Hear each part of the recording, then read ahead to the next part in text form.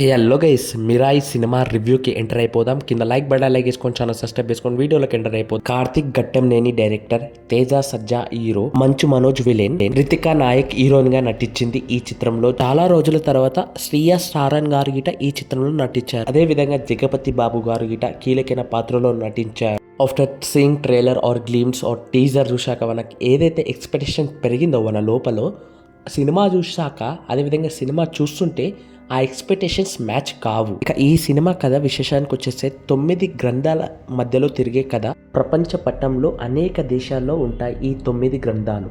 ఉన్న ప్రతి చోట కొంతమంది శక్తులు ఉన్న వ్యక్తులని వాళ్ళ శక్తులతో కాపాడుతుంటారు గ్రంథాలని. వారిని దాటుకొని ఒక్కొక్క గ్రంథాన్ని మన విలన్ ఎంచుకుంటుంటారు.